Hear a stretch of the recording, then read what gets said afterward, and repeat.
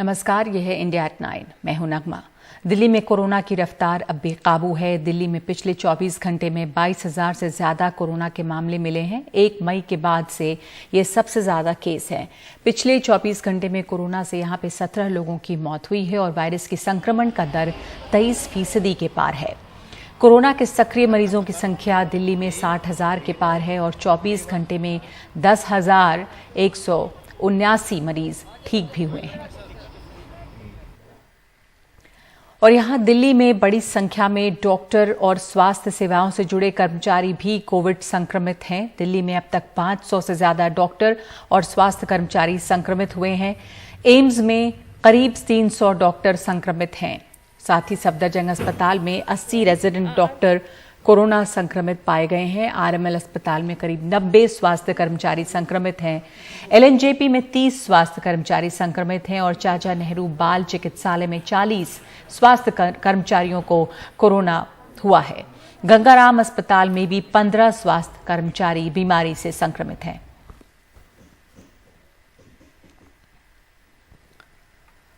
Corona के जो मामले हैं वो लगातार बढ़ रहे हैं और इसलिए परेशानी भी बढ़ रही है। इन बिगड़ते हालात के बीच प्रधानमंत्री ने उच्च स्तरीय समीक्षा की बैठक की है। बैठक में प्रधानमंत्री मोदी ने जिला स्तर पर पर्याप्त बुनियादी स्वास्थ्य ढांचा सुनिश्चित करने के लिए कहा है। साथ ही कहा है कि किशोरों को वैक्सीन लगाने का काम और तेज हो, मिशन मोड पे हो। इस बारे में ज्यादा जानकारी दे रहे हैं हिमांशु शेखर।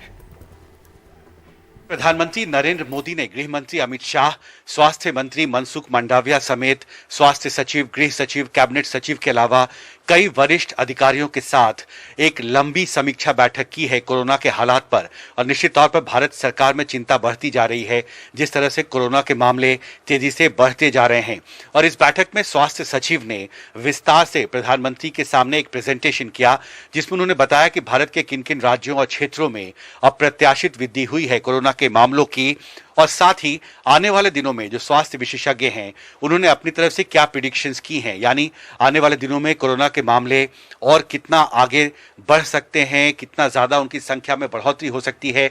इस पर भी एक प्रेजेंटेशन प्रधानमंत्री के सामने किया गया है। और साथ ही जिन राज्यों में कोरोना के ज्यादा मामले आए हैं वहां पर कोविड रिस्पॉन्स पैकेज के तहत आईसीयू बेड्स की संख्या को बढ़ाने, ऑक्सीजन की उपलब्धता को बढ़ाने के साथ साथ जो कोविड से जुड़ी जरूरी दवाइयां हैं उनकी उपलब्धता को लेकर भी एक डिटेल्ड प्रेजेंटेशन प्रधानमंत्री के सामने किया गया है। और इस बैठक के बाद प्रधानमंत्री ने कई नए दिशा निर्देश जारी किए हैं।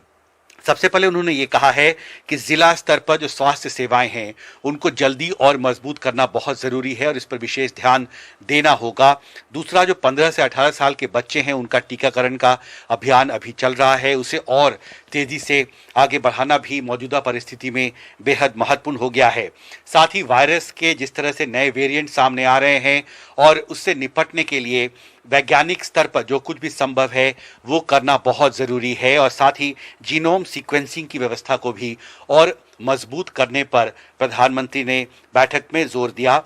और साथ ही ये भी कहा कि वो मुख्यमंत्रियों के साथ बहुत जल्दी एक महत्वपूर्ण बैठक करने वाले हैं जिसमें राज्य स्तर पर कोरोना को लेकर जो स्थिति है, स्वास्थ्य सेवाओं की जो तैयारियां हैं, अस्पतालों की जो स्थिति है, आईसीयू बेड्स की जो उपलब्धता है, ऑक्सीजन की उपलब्धता है, इन सब की वो खुद समीक्षा करेंगे। देखिए, ये पिछले 16 दिनों में दूसरी बैठक प्रधानमंत्री ने की है। सरकार में चिंता बढ़ती जा रही है और निश्चित तौर पर आने वाले दिनों में अगर कोरोना के मामले इसी तेजी से आगे बढ़ते रहे तो सरकार को और सख्ती से पहल करना होगा और सख्त कदम उठाने होंगे। फिलहाल खुद प्रधानमंत्री हालात पर नजर रख रहे हैं और अब देखना बहुत महत्वपूर्ण होगा कि मुख्यमंत्रियों के साथ जब प्रधानमंत्री मीटिंग करते हैं उस वक्त आगे इस संकट से निपटने के लिए वो क्या बड़े फैसले करते हैं।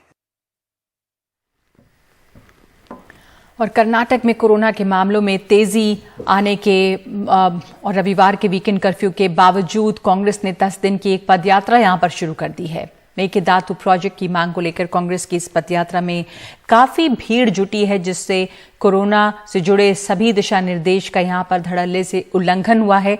इस पदयात्रा में कांग्रेस के प्रदेश अध्यक्ष डीके शिव कुमार, पूर्व मुख्यमंत्री सिद्धरमैया समेत तमाम बड़े नेता मौजूद रहे। डीके शिव कुमार तो कोरोना के नियमों को लेकर बिल्कुल बेपरवाह दिखे। उन्होंने कहा कि कर्नाटक में कोरोना है ही नहीं। कोरोना संकट के बीच रविवार को कर्नाटक में कर्फ्यू रहा, लेकिन संगम इलाके में कांग्रेस ने सरेआम कर्फ्यू और कोरोना से जुड़े दिशा निर्देशों का उल्लंघन किया। कर्नाटक प्रदेश अध्यक्ष डी.के. शिव कुमार के नेतृत्व में कांग्रेस ने सैकड़ों कार्यकर्ताओं के साथ 10 दिन की मेकेदातु यात्रा शुरू की।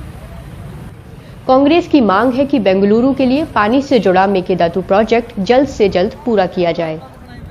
इस दौरान कोरोना के नियमों की धज्जियां उड़ती दिखाई दी, यहां तक कि तमाम नेता भी बिना मास्क के दिखे। 10 दिन की ये पदयात्रा कर्नाटक की बीजेपी सरकार पर दबाव बनाने की कोशिश है ताकि वो विवादित मेकेदातु पेयजल परियोजना पर काम शुरू कराए।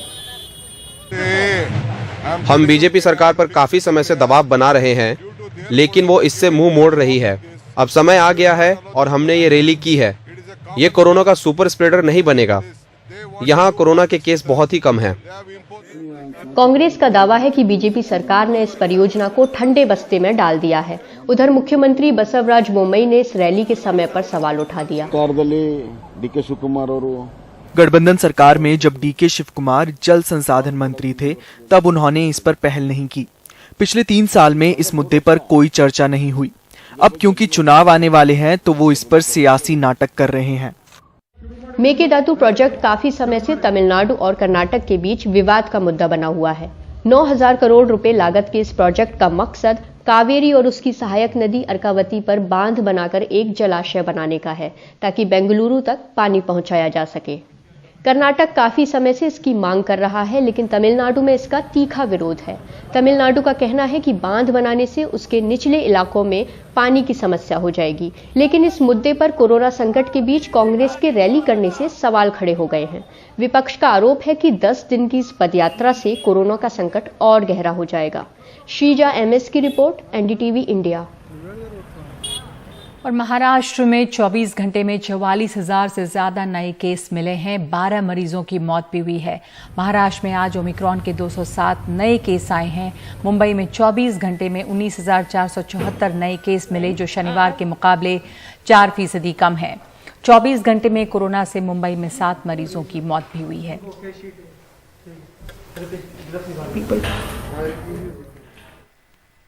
और मुंबई के धारावी इलाके में कोरोना के मामले तेजी से बढ़ रहे हैं। इसका असर वहां पर काम करने वाले व्यापारियों और मजदूरों पर भी पड़ रहा है। कोरोना की पाबंदियां उनके सामने रोजी रोटी का संकट भी खड़ा कर रही हैं।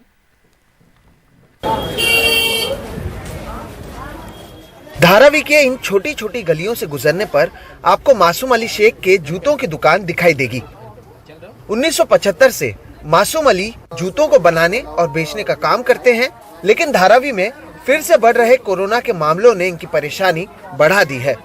संक्रमण के डर से लोग अब धारावी आने से बच रहे हैं। मेरा कारखाना अंदर है, तो अंदर ग्राहक कस्टमर आने में डरता है। वो सोचता अंदर जाएंगे कुछ मुझे भी ना हो जाए। इसके लिए मेरा कारोबार पे 75% फर्क पड़ गया। 25% चल रहा मेरा धंधा। जब जूते ही नहीं बिक रहे हैं तो वहां मजदूरी कर रहे लोगों के जेब पर भी इसका असर साफ तौर पर पड़ रहा है। जब एक जूता बिकता है तो मोहम्मद अफाक को 45 रुपए मिलते हैं, लेकिन जब जूते बिक ही नहीं रहे हैं तो अब ये अपने गांव लौटने के बारे में सोच रहे हैं। 45 रुपीज़ मिलता है एक पीस का, उसी के ऊपर होता है। पहले हफ्ते का 3,000 कमा लेते थे, अभी उसका आधा हो गया, 1,500-1,600 रुपये हफ्ते हो जाता है सर। तो रहेगा ही सर। जैसे बीमारी बढ़ेगी, धंधा पानी बंद हो जाएगा, तो जाने के लिए तो सोचने पड़ेगा ना। जब काम ही नहीं रहेगा तो यहाँ रह के कुछ मतलब नहीं, तो अपने गाँव ही चले जाएंगे। धारावी में पिछले कुछ दिनों में कोरोना के मामले तेजी से बढ़ रहे हैं। शनिवार के दिन धारावी में कुल नए 147 मामले सामने आए। शुक्रवार के दिन 24 घंटों में 150 मामले, गुरुवार के दिन 24 घंटों में 107 मामले सामने आए। पहली लहर में एक दिन में सबसे ज्यादा मामले 94 थे। दूसरी लहर में एक दिन में सबसे ज्यादा 99 मामले थे, तो वहीं इस बार यह आंकड़ा अब तक 150 पहुंच चुका है।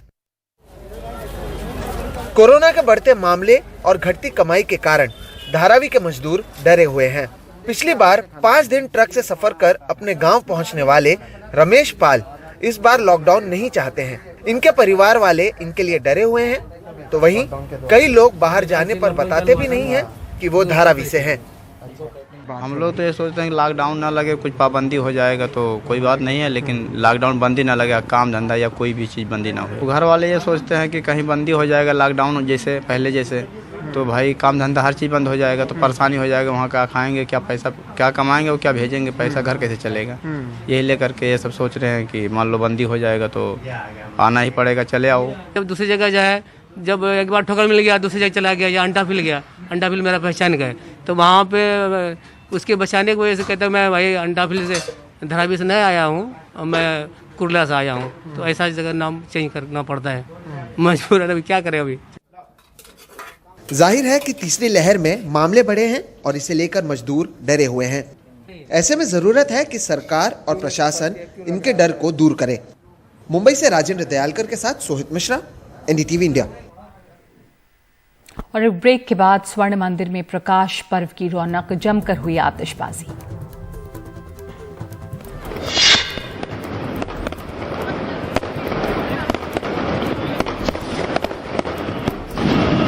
और सिखों के 10वें गुरु गुरु गोविंद सिंह की जयंती पर आज देश भर में प्रकाश पर्व मनाया गया है।